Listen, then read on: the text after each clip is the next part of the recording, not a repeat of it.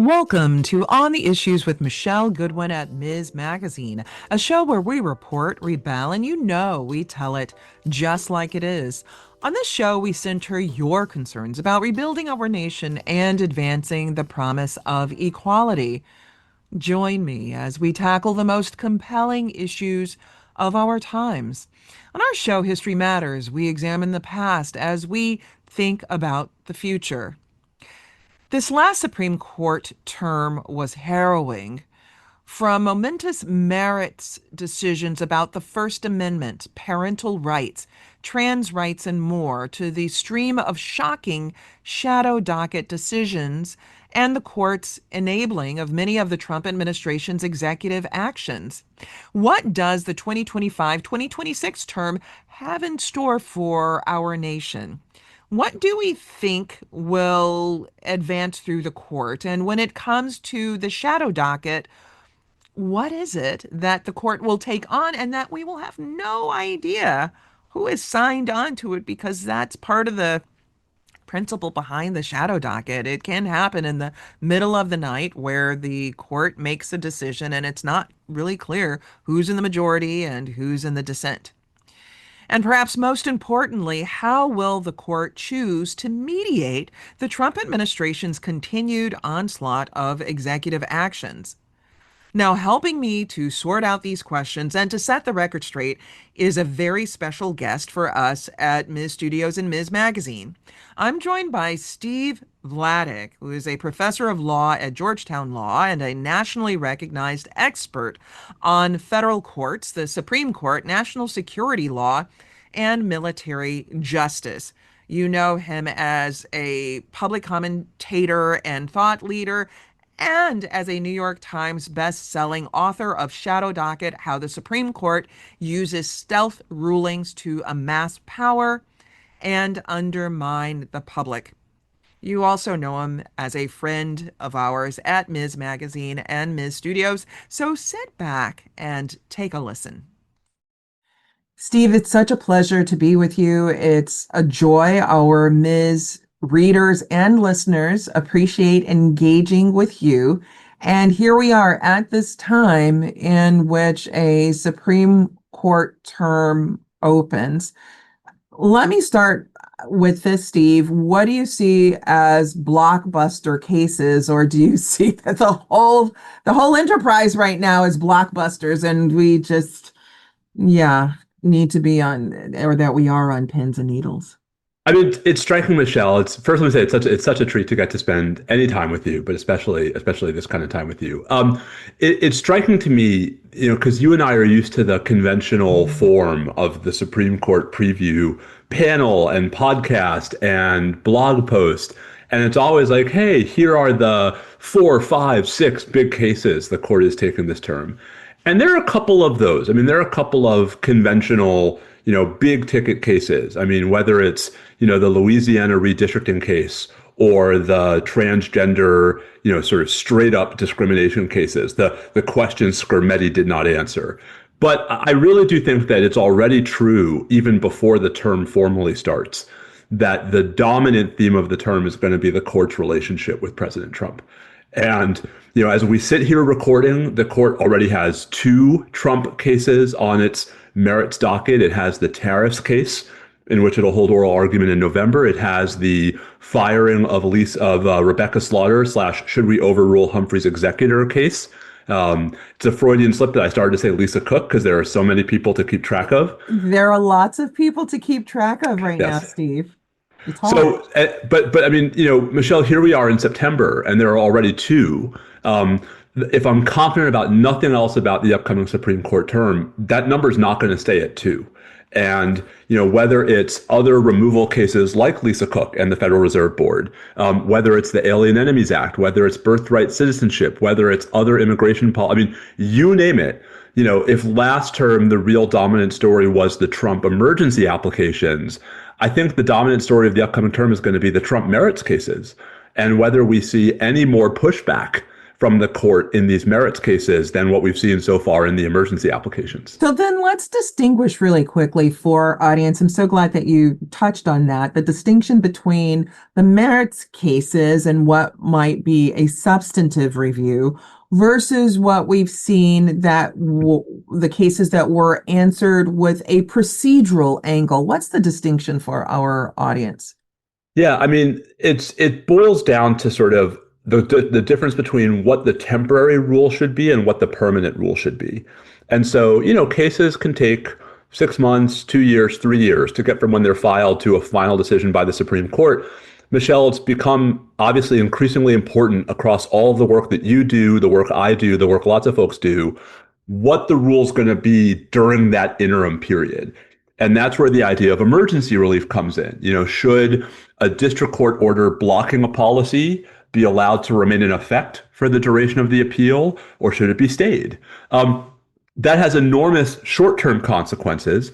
It tends not to conclusively resolve the legal validity of the underlying thing being challenged. The merits cases are that. The merits cases are, okay, whatever the interim rule is the thing that the government is doing actually legal or not? And so those rulings have, a bunch of different features. They tend to be permanent. They tend to have sort of conclusive resolutions of legal questions baked into them. And Michelle, one of the striking things is, for as busy as the Supreme Court has been in granting emergency relief to President Trump over the last, 8 months as we sit here, very few of those grants have come with merits-like analysis. Very few of those grants have come with the Supreme Court putting a thumb on the scale of whether what Trump is doing is legal or not. So, a lot of folks who are more cynical about the court may say, oh, well, they're just going to roll over again and give Trump everything he wants. That might turn out to be true, but there are reasons to be at least somewhat circumspect. Well, this reminds me of a cocktail hour podcast that we would need to do. And that cocktail hour podcasting would be whether this was a design that was intended for Donald Trump or for someone else, right? And that's a whole lot to unpack. And I think that you were teasing at it, but I want to press just a little bit more on this question that you're helping to answer, which is the difference between merit and substance versus that which is procedural, and to give some highlight examples for our audience, cases that I know that they were paying attention to. So, for example, the FDA versus Alliance for Hippocratic Medicine case, right? Or Moyle v. United States. Examples of cases that were ultimately addressed on procedural grounds, right? And Moyle, the court very well could have said that, look, federal law trumps state law.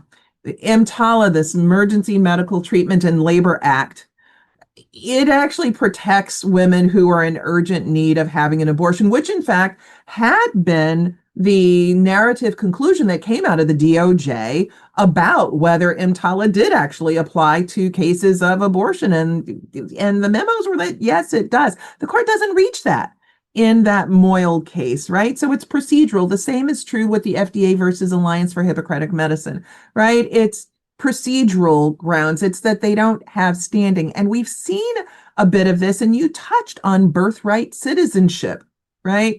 Yep. Do we see that coming up this term?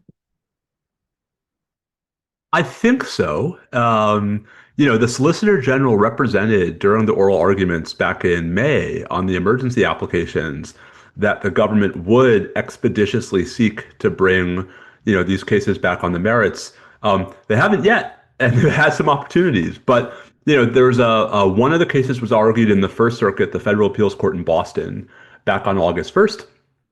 That will presumably generate a decision soon. There was a decision over the summer by the Ninth Circuit in one of the state cases. So, yeah, Michelle, I think one way or the other that gets back to the court. And let's be clear, on the merits, the Trump administration is going to lose that case.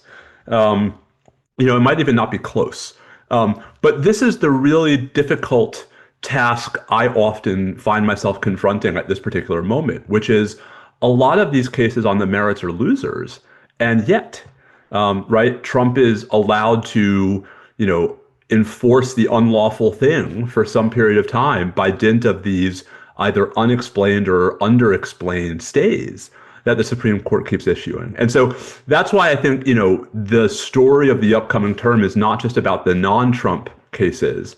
It's about whether we see the court actually show more of a backbone once it is conducting more ordinary review of what the Trump administration is doing than what it's shown us to date. So one of the things that you're speaking to is the fact that it's not abstract, and when it is that the Supreme Court permits the Trump administration to move along these agendas rather than allowing them to go their way through the lower courts where there have been, injunctions imposed, et cetera, been reviewed by courts of appeals, and that rather than the courts just simply the Supreme Court leaving it there, the Supreme Court has allowed for further judicial review, which some would say that the court has played some favoritism towards the Trump administration. And though there's been attention towards Justice Ketanji Brown Jackson critiquing the court in that vein, before she even got on the court, Justice Kagan was saying that. Justice Kagan, at least with regard to First Amendment, it was like that the majority brethren on the court at that time were weaponizing the First Amendment. Justice Sotomayor said, things that have been similar. What's your take on that? Has there been a greater solicitude that this court has shown towards the Trump administration? And look, that's not like just a softball question. Really want your take on that. So it's not a softball question. The answer is yes, but it's worth explaining why I can say that with a fair amount of confidence, right? This is not just a sort of visceral reaction. I've probably written more than any human being reasonably should ever have written about the Supreme Court's behavior on emergency applications. And one of the things that is striking about what the court has done in the Trump cases, Michelle, specifically, is the complete disappearance of what we might call the balancing of the equities. And what we mean by that, you know this, and I know the lawyers who are listening know this, but for the non-lawyers, the traditional things that courts are supposed to do when deciding what the interim rule should be is balancing how much the party seeking relief is likely to win against the relative harms that would ensue from blocking the thing now versus not blocking the thing now. And, you see that kind of analysis, Michelle, every day.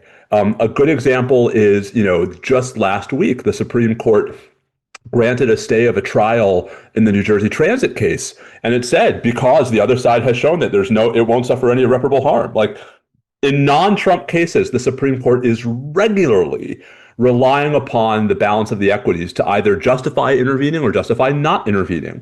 Earlier this summer, Justice Kavanaugh wrote a concurring opinion in the Mississippi age verification case, where he said, I think the challengers are likely to succeed on their First Amendment challenge, but I don't think they can show irreparable harm. So it's not like the court has ditched the traditional balancing of the equities in non-Trump cases.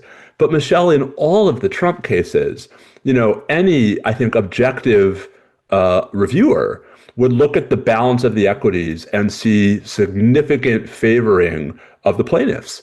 1 million Venezuelans who lose their ability to be protected from arrest, detention, and removal from the country. Transgender service members who get kicked out of the military. Federal employees who are getting fired. Those are imposing immediate and in many cases not reparable harms against the government's, at best, loosely differentiated irreparable harm in not being able to carry out some of its policies. And that analysis has totally disappeared. Mm-hmm. And so, when people like me say, are they showing, or forget me, when Justice Jackson, says there are two rules, right? One is that the Trump administration always wins. That's not just a sort of gut. It is reflected in how, in like cases, or at least otherwise like cases, the court's going one way if Trump is in it and one way if he's not. And that's, true not just as compared to non-Trump cases right now. It's true if we compare how the court's reacting to these applications versus how it reacted to Biden administration applications. I mean, the problem is that when you step back and look at the whole field, the conclusion that something different is happening in the Trump cases becomes just about irrefutable. It's hard to ignore. Listeners, I am joined by Professor Steve Vladeck, who's professor of law at Georgetown Law. He's a recognized expert on federal courts, the Supreme Court, national security, and military justice. And he is the author of the New York Times best-selling book, The Shadow Docket: How the Supreme Court Uses Stealth Rulings to Amass Power and Undermine the Public. Hey, Steve, on this topic of the shadow docket, can you give our listeners a quick review about what exactly is a shadow docket? Sure. I mean, it's funny how much the term has become a matter of debate as opposed to what's actually happening. So the term was coined by Will Bode, who's a University of Chicago law professor and actually a former clerk for Chief Justice Roberts, in 2015. And it was not, Michelle, as you know, meant as a pejorative. Right? Really, Will was trying to capture sort of evocatively everything the Supreme Court does other than the 60-ish big signed rulings in argued cases that are typically what we focus on when we focus on the Supreme Court. And, Will's basic point, which I think has been true for a very long time, is that that subset, what we call the merits docket, the 60 cases that get argument, that get long opinions, is actually a tiny minority of what the Supreme Court does. And by focusing only on those cases, we're missing some pretty important stories about the court. We're missing some pretty important ways in which the court has and exercises power. And, Will wrote that 10 years ago, before the real uptick in the sort of use and, to my view, abuse of emergency applications. It's become commonplace for folks who don't know the literature to sort of equate the emergency docket and the shadow docket. The emergency docket is just a subset.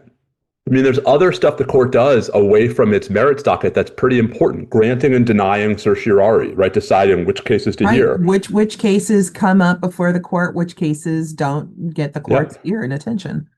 And when, I mean, so, just earlier this month, the machinations over just how quickly the court was going to hear the tariffs cases versus the court's refusal to move nearly as quickly when it came to, the January 6th prosecution against then former President Trump and whether he had immunity. And so, the point is not that Steve, TikTok, how quickly?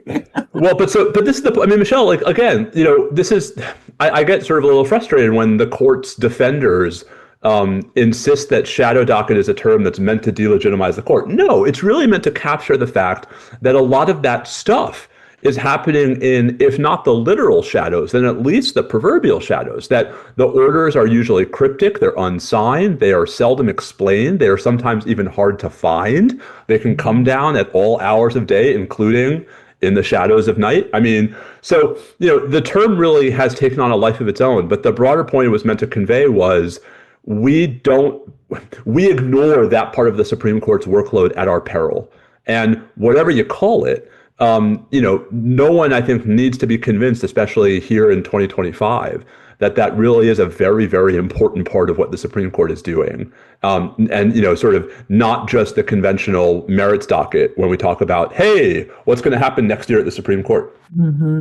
It strikes me that one of the aspects of what you've talked about, even these decisions coming down, these orders in the middle of the night, and that they're unsigned. As law professors, one of the things that you do in your classes that I do in my class, I ask, well, what's the year of this case? Who's on the court? Sometimes I'll say, you've got the Scalia and What's the Thomas. lineup? That's Yep. right. What's the lineup? Scalia and Yep. Thomas, Batman and Robin. You've got Brennan and Thurgood Marshall also aligned, right? You get a sense of what the family of the court is. Who likes their bread toasted. Who's the vegan on the court? Who's the pescatarian? As a version of that, right? Like you get to see the personality behind it all. And that gives you some sense of intuition about the way in which the opinion is being written. Gives you some sense about what is, sort of undergirding the concurrence. It gives you some sense about why those in the dissent are dissenting, because you can see that over time. With the shadow docket, one of the things that you have pointed out is that sometimes these are unsigned. You have no idea who says what. No idea. And so that it is actually hard to hold if you could even, Supreme Court justices to account, or at least be able to say, here is where Justice so and so got it wrong. Here is where, this group of justices have weaponized a certain theory of law, a methodology. You can't really say that very much with the shadow docket because you have no clue. Well, and I would just say everything you just said is exactly right. And I would just pile on with two more points. The first is one of the things that I find especially exasperating about that is then you have folks who are more sympathetic to the court who try to provide their own explanations for what the court might have been thinking. And, Michelle, these are smart people. Those explanations are often plausible, but that's all they are, is plausible. We have no way of knowing, why Justice X might have voted this way, especially when they voted a different way in a very similar context. All that would have been bad enough.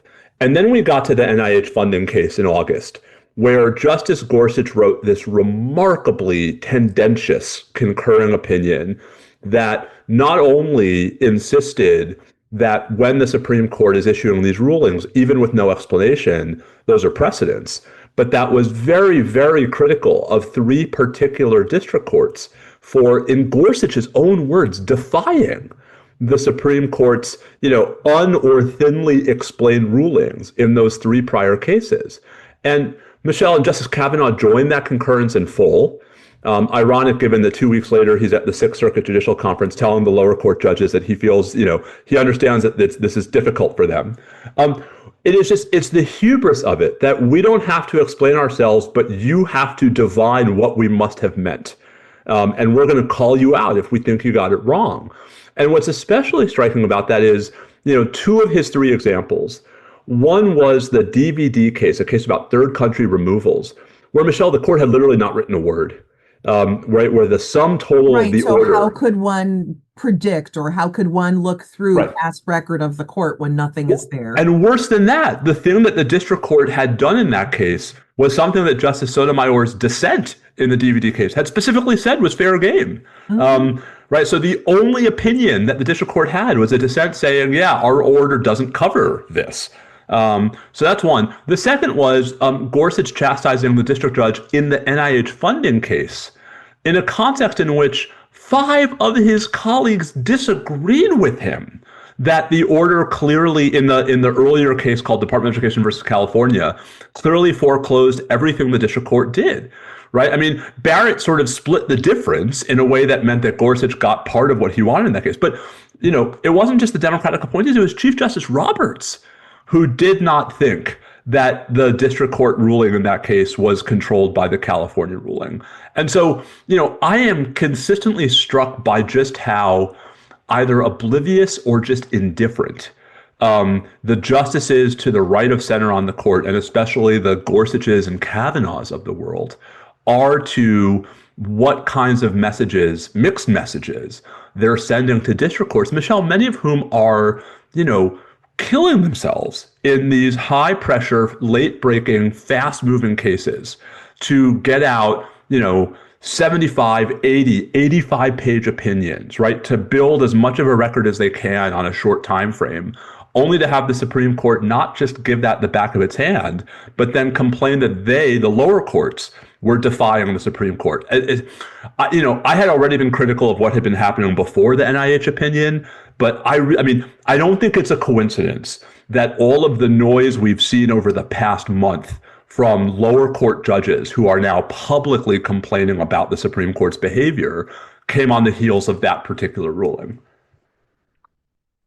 I'm wondering, Steve, are there cases coming up that have the potential to serve as a check against the Trump administration? So we've heard from justices that are sitting on the court right now real concern about the conservative supermajority, that they give a level of deference that has been previously unseen to the president, and a significant concern related then to what that means of this president, right? Unpresidential kind of conduct, the mass volume of executive orders that directly contravene the Constitution, the number of executive orders that are facially discriminatory and unlawful, the executive orders that misjudge the relationship between the president and Congress that seeks to usurp congressional authority.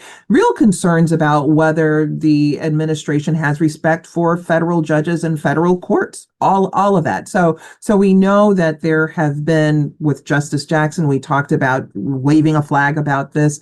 Justice Sotomayor waving a flag. Justice Kagan to some extent, even nearly a decade ago. But I'm wondering, even that all notwithstanding, is there some sense that there might be any cases that come up where the Trump administration may be dealt a hand that it doesn't anticipate, that it doesn't like? So maybe. I mean, Michelle, the answer is maybe. And the longer we extend the time horizon, the more confident I am that the answer is probably yes. But one of the things that I think doesn't get enough attention in the mainstream media coverage of the Supreme Court is how selective the Trump administration is being about which cases it's taking up. And so it's not just which cases is it bringing emergency applications in, but also which cases is it hustling up for full review on the merits docket. It's not a coincidence that the tariffs case got there first, right? Because I think there's reasons why DOJ might think its substantive arguments are especially strong in the tariffs case compared to some of the other cases, and politically, right, why it wanted that case there first. So, there are lots of cases where they're already losing in the lower courts and not objecting, right? Either not appealing at all or appealing, but not in any hurry and not seeking any kind of emergency relief, and complying. So, Michelle, the law firm cases where you had law firms targeted by executive orders and those law firms challenged the executive orders, all the firms won. And the Trump administration is appealing a couple of those cases. But Michelle, when I say they're appealing as slowly and begrudgingly as possible, right? I mean, whew. So, they're already losing, I think, is part of the story. Mm-hmm. Will they lose in the Supreme Court? So eventually, yes, right? At some point, the birthright citizenship cases will get there and they will lose. At some point, the Alien Enemies Act case is probably going to get there. Although just yesterday, as we're recording this, the government asked the Fifth Circuit for rehearing en banc. So basically sort of slowing down how long it's going to take for that case to get there. So I think they will. I think the court will. Which was an interesting strategy too. Yes. Right. Well, because if you're the right, exactly. Right, if you're the government, right, would you rather litigate that case in the Supreme Court or in the en banc Fifth Circuit? Mm-hmm. And the en banc Fifth Circuit, that's better for us. Exactly. Yes. Right. So what you're saying is also there's strategy with this where the Trump administration realizes that there are losses. And that's really important for our listeners to hear and understand that even though there appears to be this thumb on the scale at the Supreme Court, and you give very strong evidence of it. It's hard to deny and look beyond what one sees in terms of that bucket on fire. But at the same time, what you are sharing is really important, which is at the district court level, the Trump administration has been losing quite a lot. We are so, condition is not the right word. We are so nervous, right, about noncompliance that anytime there's even a hint of noncompliance with a district court ruling, it's huge news. Whereas, just sort of quiet compliance isn't news at all. And so in the vast majority of cases, right, two things are happening. The administration is losing, and it's either not appealing or it's appealing without any alacrity. And in the interim, it's complying. So, that is, Michelle, small consolation to fired federal employees, to migrants who have been removed, to, grant recipients who don't have money that they're supposed to have. I mean, I'm not trying to sugarcoat this, but there's a nuance to the narrative here that I think is not fully being felt in a lot of the media coverage, which is, yes, the Supreme Court is siding with Trump a lot and in ways that I think are not always easy to defend. That doesn't mean that the courts have been toothless. To the contrary, right? It means that in the cases that have gone to the Supreme Court has been enabling a lot of what, to my view, is unlawful behavior by the government. Well, right? But there's plenty of unlawful behavior that's been stopped. I'm sorry. No. One of the points that you're touching on two things come to mind in what you're saying is that one, it is important to understand that one cannot conflate all judges and justices, right? So one can't look at this time and just say the judges are all bought. They're bought and sold. They're all, deferring to this administration. And that's not true. And that includes even judges that have been nominated by Donald Trump. Yep, There are 100%. judges that have pushed back, judges that were Republican appointed that no, this is unlawful, this is unconstitutional. So Trump has been losing more than winning. It is the case, though, that some of those wins really do, many would say, undermine the rule of law, really sort of challenge our sense of the Supreme Court and its legitimacy, which I think might link to Americans having such a poor point of view of the Supreme Court right now. The American confidence in the court is incredibly low. It's the lowest that it's ever been since data has been tracked on this. But I think the point that you make is really important. And one other thing that you tie to that, and that is the lawyers that are bringing this case. I mean, you and I, we teach students, and there are students right now that may be wondering, some may be motivated to come to law school because of this. Some may be wondering, oh my gosh, what will this legal profession look like afterwards? But to your point, there are lawyers that are winning and challenging the Trump administration. That's right. And so, we are so inclined in this day and age to sort of blow every one development out of proportion if it supports our thesis, right? Oh, look, this is happening. I have one anecdote, therefore there must be a pattern. And one of the complexities of the volume of cases, which is, Michelle, as you know, completely unprecedented, involving the Trump administration, is that there really isn't any one story. Right? Once we get to the Supreme Court, so far there's been one story, but that's partly because of how, one, Michelle, choosy, right, DOJ has been, and two, the only cases that have gotten to the Supreme Court with the government on the bottom, meaning where they lost in the lower courts, were the alien enemies cases, because the government's not winning in the lower courts. And that is itself an important, piece of the story. And so I guess my sort of bottom line is it's a huge Supreme Court term, not just because of the cases that are coming, but because of this narrative, right? Because of this sort of seeming gap between the overall track record the Trump administration has in all of these cases, which is abysmal, and the, incredibly good track record the administration has in the Supreme Court in a context in which the best thing the court could be doing to defend that track record is writing the opinions it's not writing. And in a context in which the court is, in some respects, its own worst enemy by failing to give principled reasons for what sure looks like what Justice Jackson has accused the majority of, right? Which is that the rule that matters is that Trump wins. Mm-hmm. The time flies by much too quickly when we are on the line together.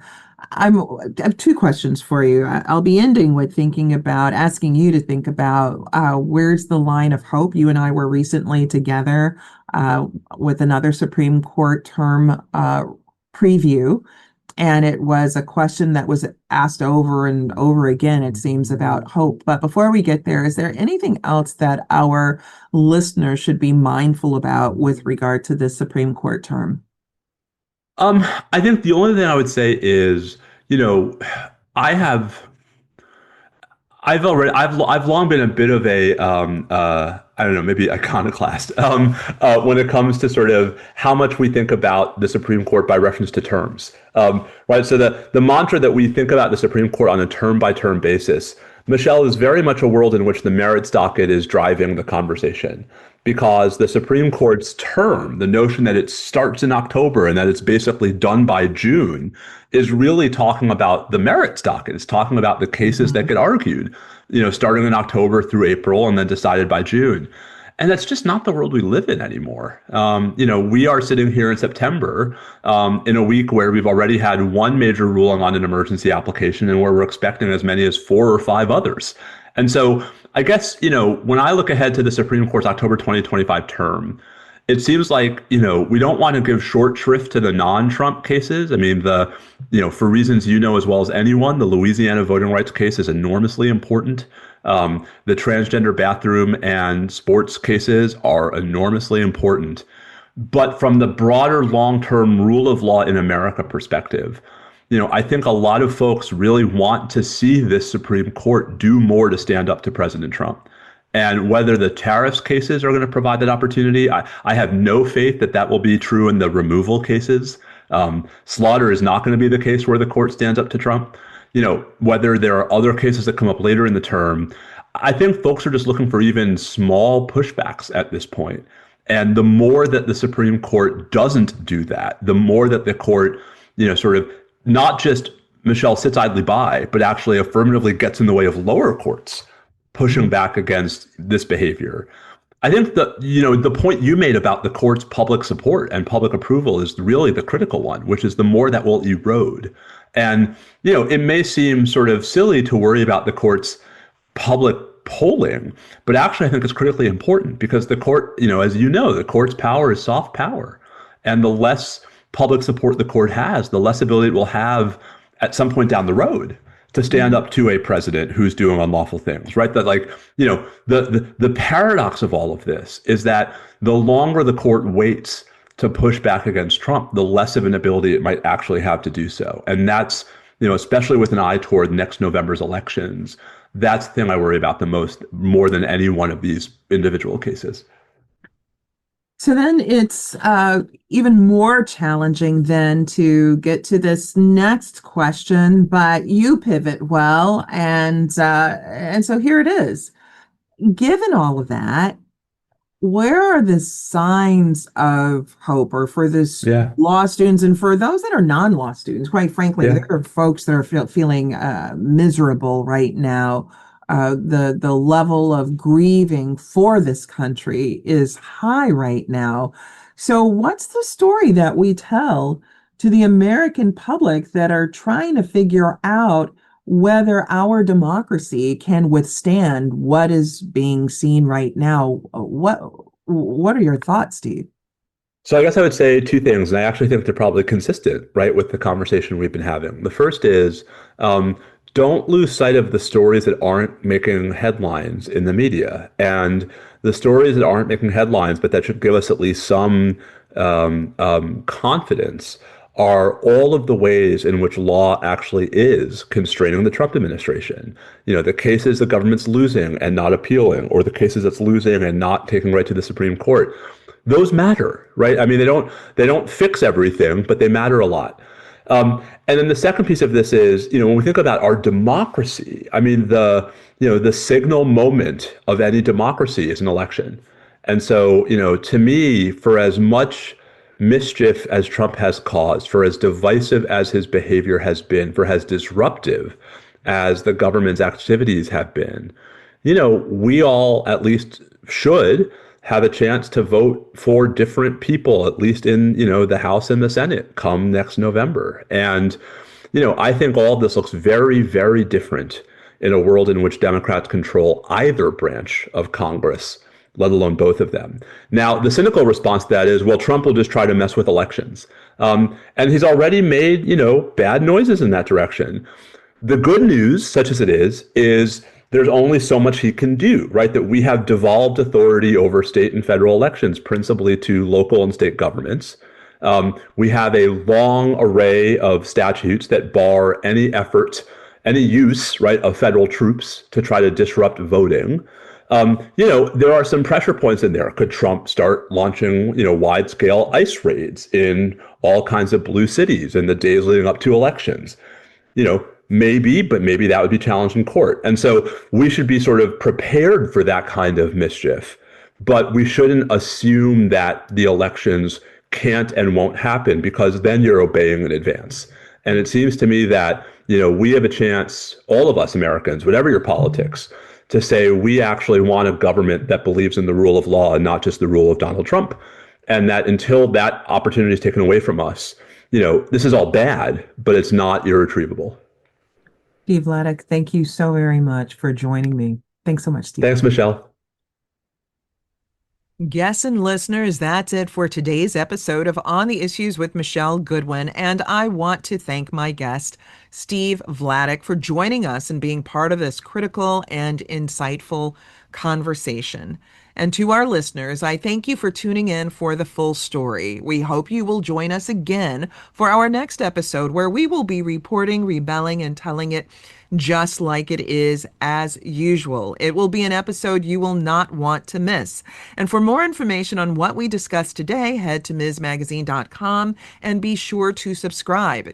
And if you believe, as we do, that women's voices matter, that equality for all persons cannot be delayed, and that rebuilding America, being unbought and unbossed, and reclaiming our time are important, then be sure to rate, review, and subscribe to On the Issues with Michelle Goodwin in Apple Podcasts, Spotify, iHeartRadio, Google Podcasts, Stitchers, wherever it is that you listen to your podcast. We are ad-free and reader-supported.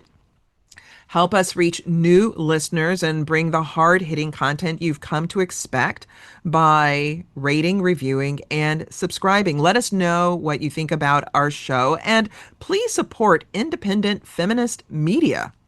Look for us at msmagazine.com for new content and special episode updates. And if you want to reach us to recommend guests for our show or topics that you want to hear about, then write to us at ontheissues@msmagazine.com. This has been your host, Michelle Goodwin, reporting, rebelling, and telling it just like it is. On the Issues with Michelle Goodwin is a Ms. Magazine and Ms. Studios production. Michelle Goodwin is the executive producer of Ms. Studios. Our producers for this episode are Roxy Zoll, Oliver Hogue, Mariah Lindsay, and Allison Whalen. The creative vision behind our work includes art and design by Brandy Phipps, editing by Natalie Holland, and music by Chris J. Lee. Our intern is Emerson Panagrahi.